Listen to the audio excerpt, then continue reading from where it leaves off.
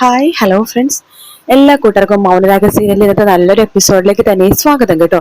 Channel ആദ്യമായിട്ടാണ് കാണുന്നുണ്ടെങ്കിൽ ഒന്ന് സബ്സ്ക്രൈബ് ചെയ്ത് ലൈക്ക് ചെയ്ത് സപ്പോർട്ട് ചെയ്യണേ. അങ്ങനെ കല്യാണിനെയും കണ്ട് സരയു ദേഷ്യത്തിൽ തന്നെ കല്യാണിന്റെ റൂമിൽ നിന്ന് ഇങ്ങനെ ഇറങ്ങാട്ടോ. അവളുടെ ഒരു ഉപദേശം എന്നൊക്കെ പറഞ്ഞിട്ട് ഇങ്ങനെ ഇറങ്ങുന്ന സമയത്ത് നോക്കുമ്പോഴേക്കും അവിടെ ഇരിക്കുകയാണ് നമ്മുടെ ലക്ഷ്മി അമ്മയും കാർത്തികം കൂടിയിട്ട്.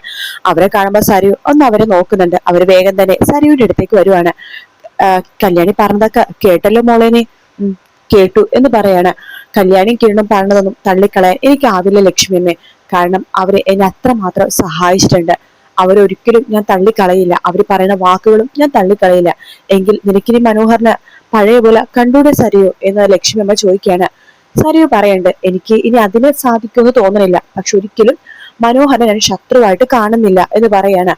അപ്പോ കാർത്തിക പറയട്ടെ, ഞങ്ങളുടെയൊക്കെ പൊതു ശത്രുവായിരുന്നു ഗംഗപ്രസാദ്. അങ്ങനെയുള്ള ഒരുത്തനെയാണ് മനോഹർ ഇല്ലാതാക്കിയത്.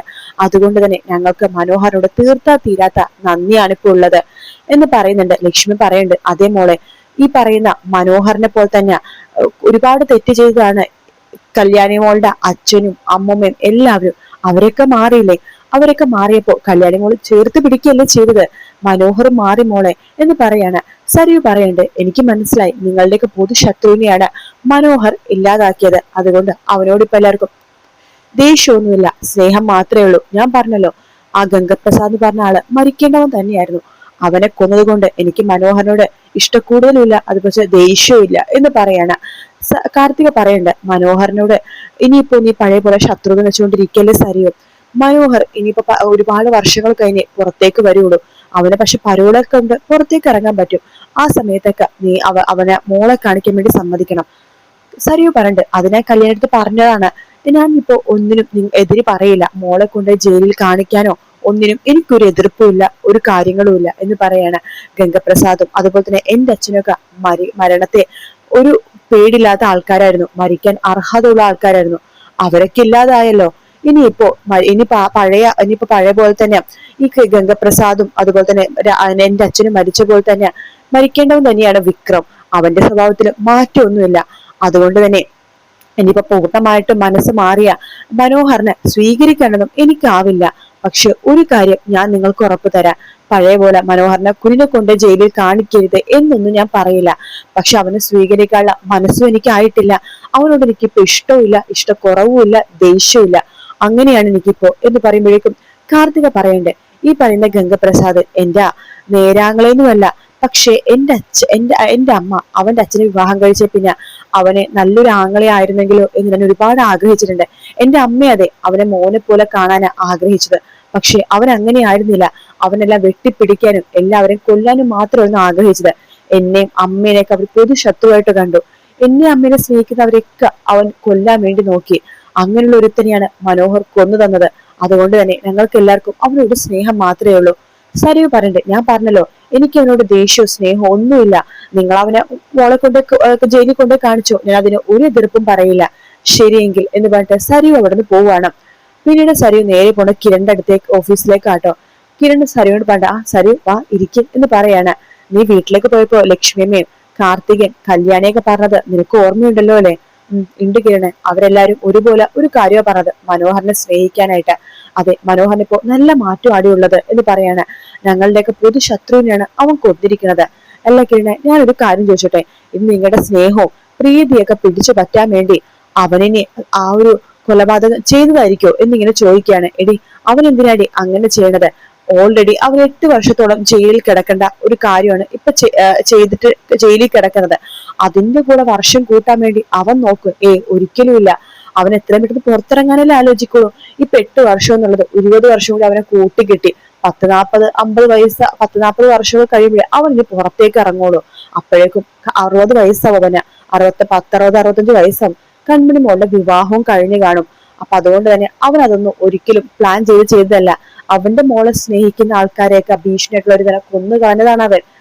അതുകൊണ്ട് നീ അവനോട് നീ ശത്രു ഒന്നും വെക്കേണ്ട സരിയു എന്ന് പറയാണ്. സരിയു പറയണ്ട, നീയും കല്യാണക്ക് ഒരുപോലെ ഒരു കാര്യം പറഞ്ഞാൽ എനിക്കത് അനുസരിക്കാതിരിക്കാൻ പറ്റില്ലോ. പക്ഷെ എനിക്ക് അവനെ പഴയ പോലെ സ്നേഹിക്കാനൊന്നും പറ്റില്ലടാ. വേണ്ട, നീ പെട്ടെന്ന് സ്നേഹിക്കുമെന്ന് ഞാൻ പറയണില്ല. പക്ഷെ നിനക്ക് അവനോടുള്ള ശത്രുത കുറഞ്ഞു, എനിക്കത് മനസ്സിലായി. മുമ്പൊക്കെ അവന്റെ പേര് പറഞ്ഞാൽ നീ പൊട്ടിത്തെറിക്കുമായിരുന്നു. പക്ഷെ നീ ഇപ്പൊ പൊട്ടിത്തെറിക്കുന്നില്ലല്ലോ. അത് തന്നെ നല്ല ലക്ഷണമാണ് എന്ന് കിരൺ പറയാട്ടോ. ഉണ്ട്. മുമ്പ് നീ മനോഹരനെ ഒരുപാട് സ്നേഹിച്ച ഒരു സമയം ഉണ്ടായിട്ടുണ്ട്. അന്ന് നിന്റെ സ്നേഹത്തിന് ഒരു അർഹത പോലും അവനുണ്ടായിരുന്നില്ല. പക്ഷെ ഇന്ന് നീ അവനെ സ്നേഹിച്ചേ പറ്റൂ സരിയോ. അപ്പോ സരി ഒന്നും തന്നെ മിണ്ടുന്നില്ല കേട്ടോ. നീ എന്താ ആലോചിക്കണത്? ഒന്നുമില്ല കിരണെ, എനിക്ക് അവനെ പെട്ടെന്നൊന്നും സ്നേഹിക്കാൻ പറ്റില്ല എന്ന് പറയാണ്. അതിലേക്ക് ഒരുപാട് സമയം വേണ്ടി വരും. എടി കൺമണി മോൾക്ക് ഒരു അച്ഛനെ വേണ്ടേ? അവൻ പരോളിന് ഇറങ്ങുമ്പോഴെങ്കിലും ആ കൺമണി മോൾക്ക് അച്ഛനായിട്ട് അവനെ കണ്ടൂടെ? അവനിപ്പോ ഒരുപാട് മാറി. അവന്റെ ജീവിത സാഹചര്യങ്ങൾ കൊണ്ടിട്ടാണ് അവൻ ഈ ഒരു അവസ്ഥയിലേക്ക് എത്തിയത്. പക്ഷെ അതിനവന് പശ്ചാത്തപിക്കുന്നുണ്ട്. ചെയ്തു പോയ തെറ്റുകൾക്ക് അവൻ ഒരുപാട് വിഷമിക്കുന്നുണ്ട് എന്ന് പറയാണ്. കിരണെ, ഞാൻ പറഞ്ഞല്ലോ, എനിക്ക് അവനെ സ്നേഹിക്കാനൊന്നും പറ്റില്ലായിരിക്കും. പക്ഷെ നീ കൺമണിമോള അവനെ കൊണ്ടേ കാണിക്കുന്നത് ഞാനൊരു എതിർപ്പും ഇനി പറയില്ല എന്ന് പറയാണ്. കിരൺ പറയണ്ടേ, എതിർപ്പ് പറയാതിരിക്കുന്ന കാര്യമില്ല സരിയോ. നീ അവനോട് സ്നേഹവും കൂടി കാണിക്കണം. അവനെ നമ്മൾ എല്ലാ സ്നേഹവും പരിഗണന അവന് കൊടുത്തിരിക്കണം. ജയിലിൽ കിടക്കുന്ന അവന് കുറച്ചെങ്കിലും സന്തോഷമാവട്ടെ സരിയോ. നീ ഒരു കാര്യം ചെയ്, ജയിലിൽ പോയിട്ട് അവനൊന്ന് കണ്ട് സംസാരിക്കേ എന്ന് പറയുമ്പോ സരി ഒന്നും മിണ്ടുന്നില്ല. എന്താ നീ ഒന്നും മിണ്ടാത്തത്? നീയും കല്യാണിയൊക്കെ എന്തെങ്കിലും പറഞ്ഞാ എനിക്ക് അനുസരിക്കാതിരിക്കാൻ പറ്റില്ലല്ലോ. എന്നാ നീ ഒരു കാര്യം ചെയ്, ഒന്ന് ജയിലിൽ പോയിട്ട് അവനെ കണ്ടിട്ട് വാ. ശരി എന്ന് പറഞ്ഞിട്ട് സരിയു നേരെ അവിടുന്ന് പോകുവാട്ടോ. പോകുന്നത് നേരെ മനോഹരനെ കാണാൻ വേണ്ടി ജയിലിലേക്കാണ്. ആ മനോഹർ ഇങ്ങനെ സരിയുനി അവിടെ ഇരിക്കാട്ടോ മനോഹരനെ കാണാൻ വേണ്ടി. സരിയു മനസ്സിൽ വിചാരിക്കാണ്, കിരണിനും കല്യാണിക്കൊക്കെ പൂർണ്ണ വിശ്വാസമാവണം ഞാൻ നന്നായിട്ട് മാറിയെന്ന്. എങ്കിൽ മാത്രമേ എന്റെ പ്ലാനിങ് ഒക്കെ നടക്കുള്ളൂ എന്ന് പറഞ്ഞിട്ട് സരിയു അവിടെ ഇരിക്കുന്ന സമയത്താണ് മനോഹർ അങ്ങോട്ടേക്ക് വരുന്നത്. സരിയു മനോഹറിന്റെ അടുത്തേക്ക് പോകുന്നുണ്ട്. മനോഹർ സരിയുവിനെ കാണുമ്പോ തന്നെ ആകെ ഇങ്ങനെ ഞെട്ടി നിക്കാട്ടോ. സരിയു പറയുന്നുണ്ട്, പേടിക്കണ്ട, ഞാൻ വഴക്കിടാനൊന്നും വന്നതല്ല. നീ ചെയ്തത് വലിയൊരു കാര്യം തന്നെയാണ്. എന്റെ ഇപ്പൊ ഇത് കാണപ്പെട്ട ദൈവം എന്ന് പറയുന്നത് കിരണും കല്യാണിയും അവരുടെ ചുറ്റുള്ള അവരെ സ്നേഹിക്കുന്ന അവരുടെ ചുറ്റുള്ളവരാണ്. അവർക്കൊക്കെ ശത്രുവായിട്ടുള്ള ഒരുത്തനെയാണ് നീ കൊന്നു കളഞ്ഞത്. അതുകൊണ്ട് ഇനിയിപ്പോ നിന്നെ ശത്രുവായിട്ട് കാണുന്നതിൽ അർത്ഥമൊന്നുമില്ലല്ലോ. മനോഹർ പറയുന്നുണ്ട്, സരിയു നീ തന്നെയാണ് ഈ പറയണത്, എനിക്ക് വിശ്വസിക്കാനാവുന്നില്ല.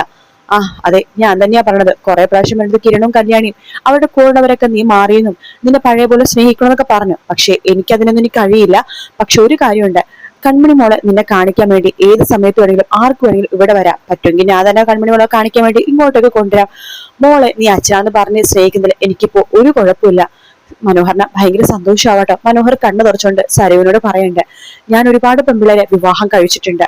അതില് എന്നെ ആത്മാർത്ഥമായിട്ട് തീവ്രമായിട്ട് പ്രണയിച്ചതും അതുപോലെ സ്നേഹിച്ചത് ആരാന്ന് ചോദിച്ചാൽ അത് നീ തന്നെയാണ് സരിയു എന്ന് പറയുമ്പോഴേക്കും അതിനെക്കുറിച്ചൊന്നും ഇനിയിപ്പൊ പറയണ്ട, അതിന്റെ ഒന്നും ആവശ്യമില്ല എന്ന് സരിയു പറയാണ്. അയ്യോ, എനിക്കൊരിക്കലും അതിനെ ഒരിക്കലും വേണമെന്നും ആവശ്യപ്പെടാനല്ല ഞാൻ പറഞ്ഞത്. ഞാൻ പറഞ്ഞതേ ഉള്ളൂ. ഞാൻ പറഞ്ഞല്ലോ മനോഹരനോട്, എന്റെ കുഞ്ഞിനെ അല്ല നമ്മുടെ കുഞ്ഞിനെ നീ കാണുന്നതിൽ എനിക്കൊരു കുഴപ്പമില്ല. അവർ ആരെങ്കിലും കൊണ്ട് കാണിച്ചാൽ ഞാൻ പഴയ പോലെ ദേഷ്യപ്പെടാനോ ഒന്നിനും നിക്കത്തുമില്ല. അത് ഇവിടെ വന്ന് പറയാൻ വേണ്ട ഞാൻ വന്നത് എന്ന് പറയാണ്. എങ്കിൽ ശരി, ഞാൻ എന്നാ പൊയ്ക്കോട്ടെ എന്ന് ചോദിക്കുമ്പോ മനോഹർ പറയണ്ടേ, സരിയു ഇങ്ങനെയൊക്കെ പറയുമെന്ന് ഞാൻ ഒരിക്കലും വിചാരിച്ചില്ല. ഇങ്ങനെയൊക്കെ പറഞ്ഞതിൽ എനിക്ക് ഒരുപാട് സന്തോഷമുണ്ട്. ഞാനിവിടെ നിന്ന് പുറത്തു കിടക്കുമ്പോഴേക്കും ഒരുപാട് വർഷങ്ങൾ കഴിയായിരിക്കും, 10-30 വർഷം കഴിയും. അപ്പോഴേക്കും എനിക്ക് 10-65 വയസ്സിന് മുകളിലാകും. ചിലപ്പോൾ ഞാൻ ഇവിടെ തന്നെ അടങ്ങി ഒതുങ്ങി മരിച്ചൊന്നും വരും. അതുകൊണ്ട് തന്നെ പരോളിനിറങ്ങുമ്പോൾ എനിക്ക് മോളെ കാണണം, അത് മാത്രമേ ഉള്ളൂ എന്റെ ഒരു ആഗ്രഹമായിട്ട്. സരിയു പറയണ്ട്, ആ ആഗ്രഹം സാധിച്ചിരിക്കും എന്ന് പറഞ്ഞിട്ട് ശരിയെങ്കിൽ എന്ന് അവിടെ നിന്ന് പറഞ്ഞിട്ട് അവിടെ നിന്ന് അങ്ങ് പോകുക കേട്ടോ. മനോഹറിന് ഭയങ്കര സന്തോഷമാണ്. സരിയു അവിടെ നിന്ന് ദേഷ്യത്തിലാണ് വണ്ടിയിലേക്ക് കയറിയിരിക്കുന്നത്. സരിയുനാണെങ്കിൽ ആകെ ദേഷ്യം കൊണ്ട് എന്ത് ചെയ്യണമെന്ന് അറിയില്ല കേട്ടോ. ആ ഒരു രീതിയിലാണ് സരിയു വണ്ടിയിൽ പോയി ഇരിക്കുന്നത്. എന്നിട്ട് നേരെ കിരണിന്റെ ഓഫീസിലേക്ക് വരുവാണ്. കിരൺ അവിടെ ഇരിക്കുന്നുണ്ട്. സരിയു കിരണിന്റെ അടുത്തേക്ക് ആ ഒരു കാര്യം പറയാൻ വേണ്ടി വന്ന മനോഹറിനെ കണ്ട കാര്യം പറയാൻ വേണ്ടി അവിടേക്ക് വരുവാട്ടോ. സരിയു മനസ്സിൽ വിചാരിക്കേണ്ടതും മനോഹറിനെ കണ്ടു എന്ന് പറഞ്ഞാൽ ഇവന് ഭയങ്കര സന്തോഷമാകും എന്നൊക്കെ പറഞ്ഞിട്ട് അടുത്തേക്ക് പോണ. സരിയു നീ എത്തിയോ? നീ ഒരു കാര്യം ആവശ്യപ്പെട്ട എനിക്ക് നടത്തി തരാൻ പറ്റാതിരിക്കില്ലല്ലോടാ. നീ എന്താ ചെയ്തത്? ഞാൻ മനോഹറിനെ പോയി കണ്ടിരുന്നു. ആണോ? ഇത്ര പെട്ടെന്ന് നീ അത് സാധിച്ചിരുന്നു? ഞാൻ ഒരിക്കലും വിചാരിച്ചില്ല സരിയു. അവനെ പോയി കാണണമെന്ന് തോന്നി. നീയും കല്യാണിയും കാർത്തിക ലക്ഷ്മിയമ്മയ്ക്ക് ഇത്രമാത്രം പറഞ്ഞതല്ലേ, അതുകൊണ്ട് അവനെ കാണാൻ വേണ്ടി പോയി. പിന്നെ അവളോട് മനസ്സ് തുറന്ന് സംസാരിച്ചു.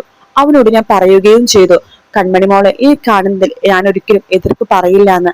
കിരൺ പറയണ്ട്, അത് നന്നായി സരിയു. കൺമണി മോളെ അവനെ കാണിക്കണം. അത് മാത്രല്ല അവൻ ഒരു അച്ഛനാണ് എന്തൊക്കെ പറഞ്ഞാലും. അതുകൊണ്ട് തന്നെ കൺമണി മോളെ അവനെ ആവുന്നത്ര സ്നേഹിക്കട്ടെ. അതിന് ഞാൻ എതിർപ്പ് പറയുന്നില്ലല്ലോ കിരണെ എന്ന് പറയാണ്. കൺമണി മോൾക്ക് ഒരു അച്ഛൻ വേണ്ടിയില്ലേ? പിന്നെ ആ കുഞ്ഞിന്റെ അച്ഛനൊരു ജയിൽ പുള്ളിയ എന്നൊക്കെ പറയാൻ കുഞ്ഞിനും നാണക്കേടായിരിക്കും. ഇപ്പോ ആ കാര്യങ്ങളൊന്നും പറയണ്ട എന്ന് പറയാണ്. അപ്പോ സരിയു പറയണ്ട്, അല്ല കുഞ്ഞിനെ അറിവായിക്കൊണ്ടിരിക്കലേടാ. എപ്പോഴെപ്പോഴും ജയിലിൽ കൊണ്ടേ കുഞ്ഞിനെ അവനെ കാണിച്ച കുഞ്ഞിനെ മനസ്സിലാവില്ലേ അവൻ നമ്മുടെ ആരോഗ്യമാണെന്ന്. കിരൺ പറയുന്നുണ്ട്, അത് നീ പറഞ്ഞ ശരിയാണ്.